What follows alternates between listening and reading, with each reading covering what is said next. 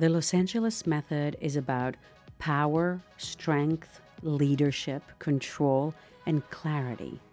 And to have that, you need to have inner peace, compassion.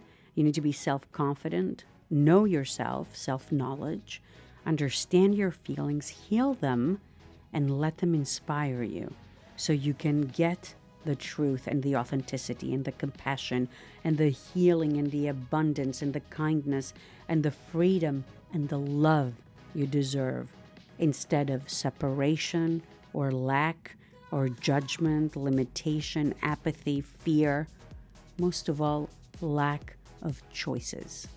This is what we teach at the Los Angeles Method. We teach people, especially women, how to empower themselves, how to understand themselves, speak their truth, know their authenticity, know who they are, so they have choices. When you understand how great you are, when you understand how powerful you are, when you understand that whatever you think can be materialized, nothing stops you. And then, when you help yourself, you are able to help everyone else around you. Welcome to the Los Angeles Method Creative Leadership Podcast. If you are new here, my name is Theodora. I am the creator and founder. And if you are returning, welcome back. We're very happy to have you with us. For those of you who are new, the Los Angeles Method is a dynamic combination of acting and personal development techniques. In the Los Angeles Method, we stand for women's empowerment and authenticity of speaking your truth. I personally believe in women's empowerment strongly.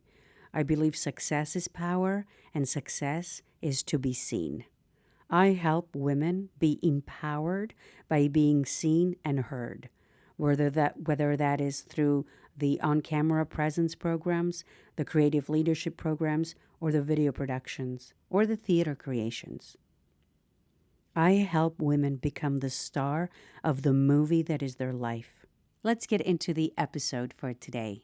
But before we continue, I want to clarify that this is not therapy or a substitute for medical advice. If you feel you are stuck, and with that feeling come thoughts of harming yourself, or you feel persistently sad, anxious, empty, if you have intense feelings of hopelessness or pessimism, if you have lost interest in pleasure, I recommend you seek professional medical advice. The Los Angeles Method is not a substitute for medical advice. It is a training program for people who want to explore self-actualization, self-esteem, empowerment, connection, and become the creative leaders of their lives. The title of this episode is I Am Worthy. I Am Worthy is the first step to enter a procedure of change. The first exercise you have to do is stand in front of the mirror and look into yourself. Look into your eyes, connect with yourself, and then with a steady, loud voice that will come from your diaphragm, you say, I am worthy. I am worthy. I am worthy. I am worthy. I am worthy. I am worthy. There will be changes as you proceed on the levels of I am worthy.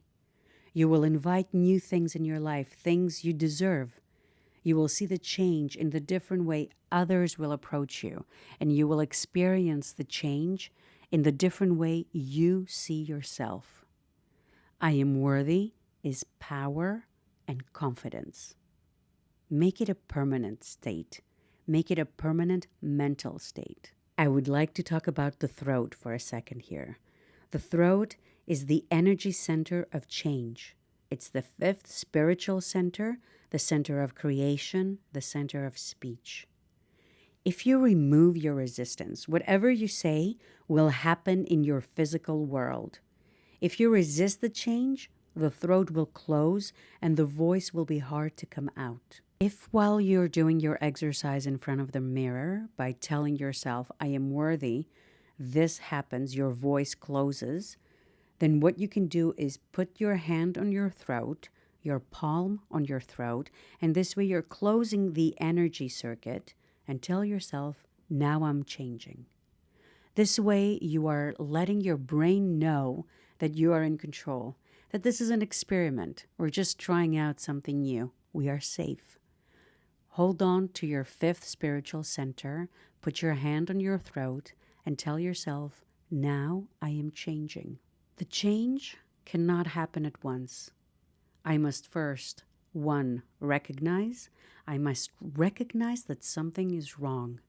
Number 2, accept. I must realize what is happening to me and how much it costs me. I must reach the point of this is enough in order to 3, change. I'm willing to do whatever it takes to change. Number 1, recognize. Number 2, accept. Number 3, change. The old will resist the new.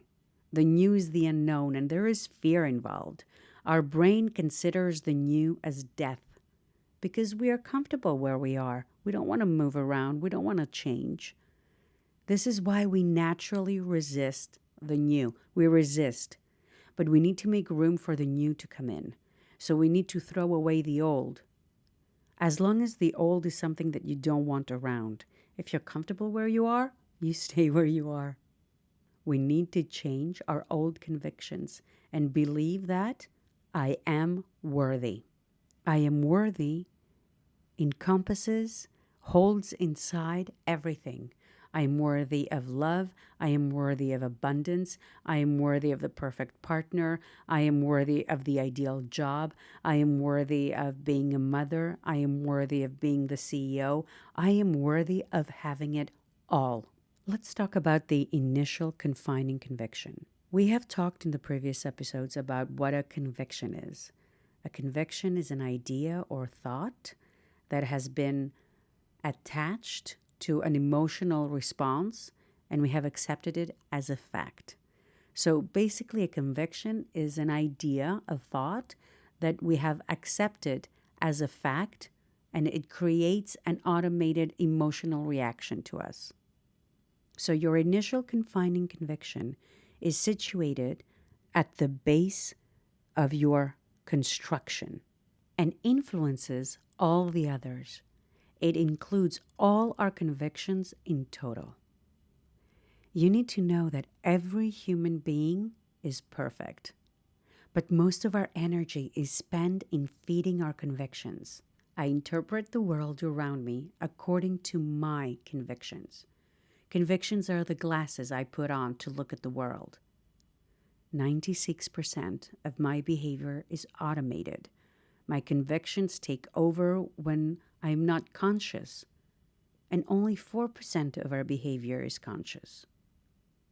What do you think your initial confining conviction is? What do you think your primary restrictive conviction is? The universal confining conviction is, I am not worthy. I'm not good enough. But each of us have our own personal initial confining conviction. In the live workshops and the coaching sessions, we have specific exercises that we do with our participants to find their initial confining conviction. If you do not have awareness, you cannot change.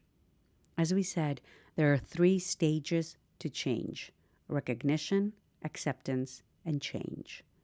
You need to reach the point of it is enough to complete the change. You need to see how much this negative situation is costing you. Take a piece of paper and a pen right now. Write it down. How much is this situation costing me? A change is entering in an unknown world. It creates fear. It creates a fear so strong that it can keep you still, not moving, no motion whatsoever. But we need to explain, we need to understand that life is not a rehearsal. It's a one take. We turn on the camera and that is it. How much can a change cost you compared to what you are living right now? Changing your convictions means taking your power back, your power to be able to live. Let me take this moment and talk about emotion. Emotion is the energy we're using to succeed. Emotion is the fuel we use to achieve our goals. Emotion is the power within us. In every event we react with an emotion. Release the emotion and break the continuity of the conviction. Let's talk about capability.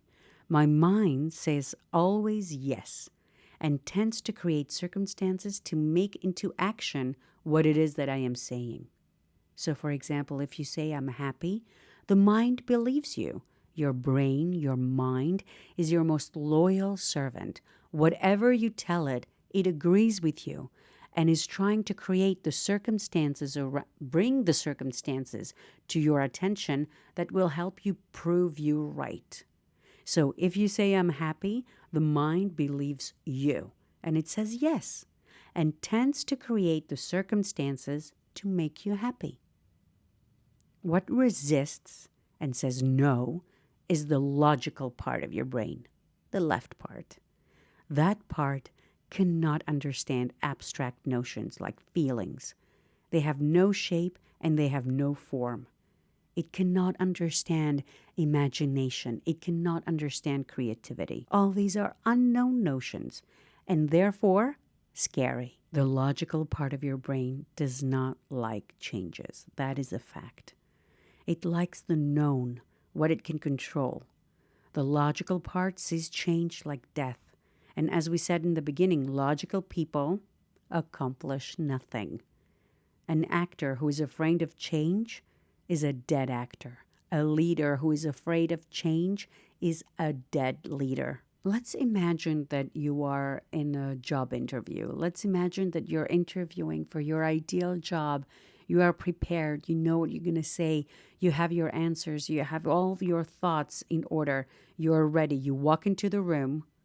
And then you begin having thoughts like, but they will probably want someone smarter, or they will want an MBA, or they will want someone with this experience or with those credentials. You need to know someone in this company to get in. I am too short. I am too fat. I am too bold. My thoughts can materialize immediately. Please repeat after me.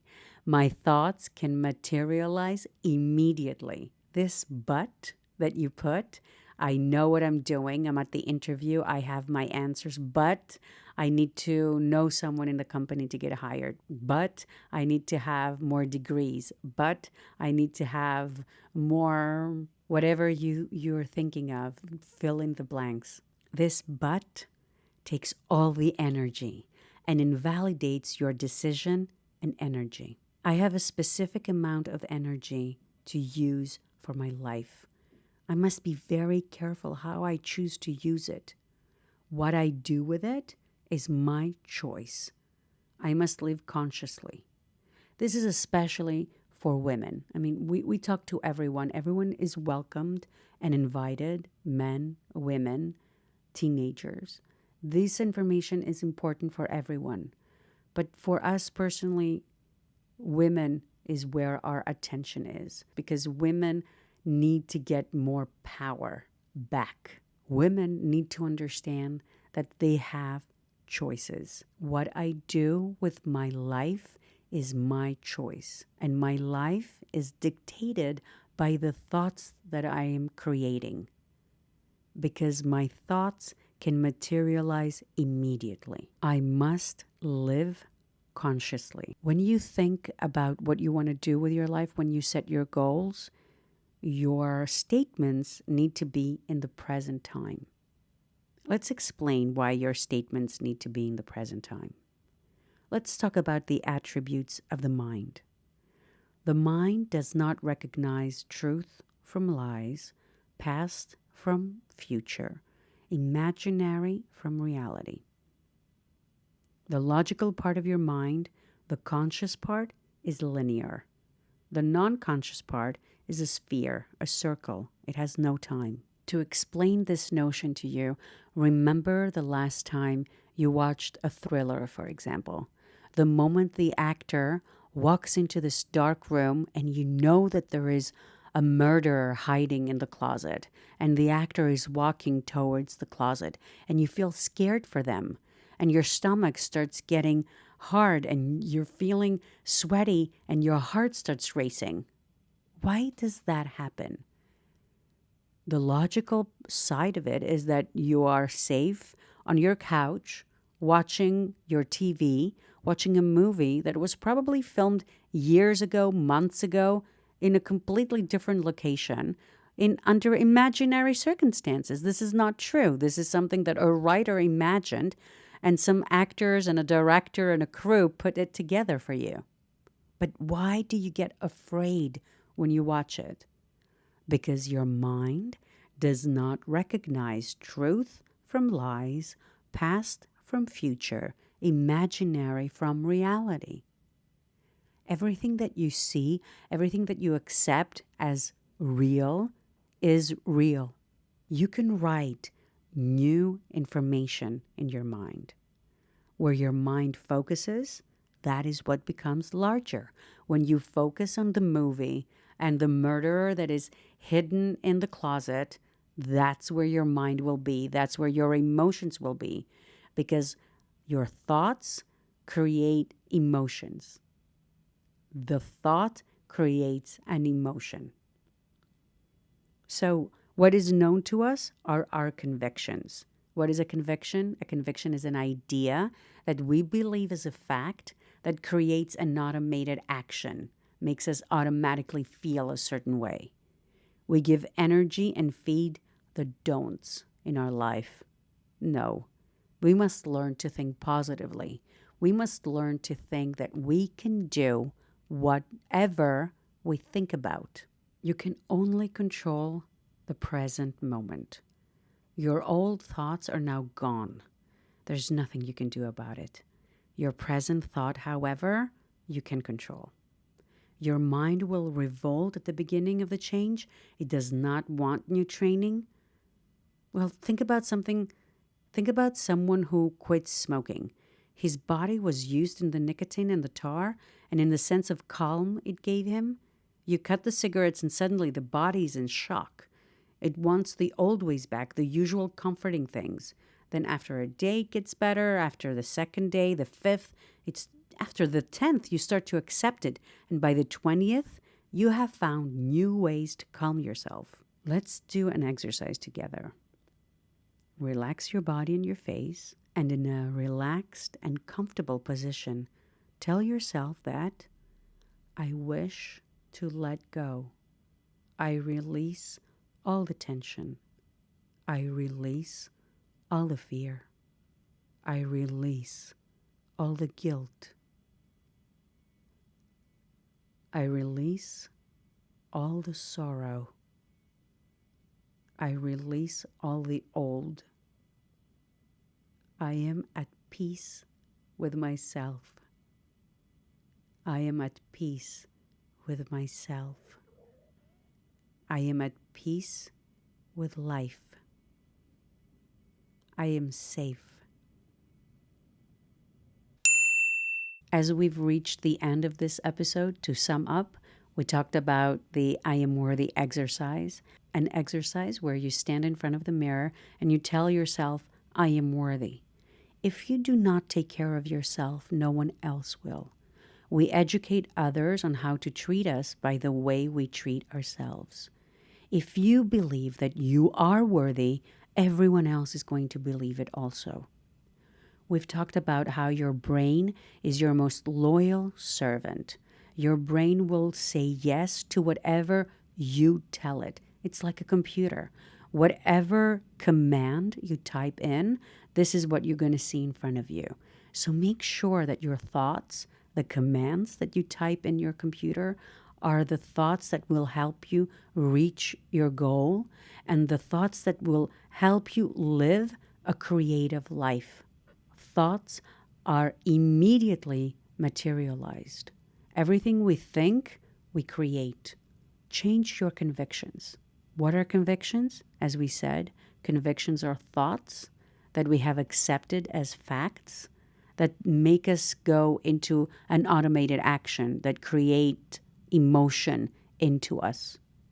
Start being more conscious. Start writing down your thoughts, revisiting them, and see how can you change certain words? How can you use the words to your advantage? Thank you for being here with us. Thank you for supporting the Los Angeles Method and helping us fulfill our mission, which is to empower women, empower people, and help people live authentically, help people speak their truth. If you need more support, if you need more information, go on our site and check our coaching sessions. And if you have any specific question that you just want to connect, just send us an email, find us on social media, connect with us. We will reply to everyone. Thank you very much. Love and light to all. Until next time.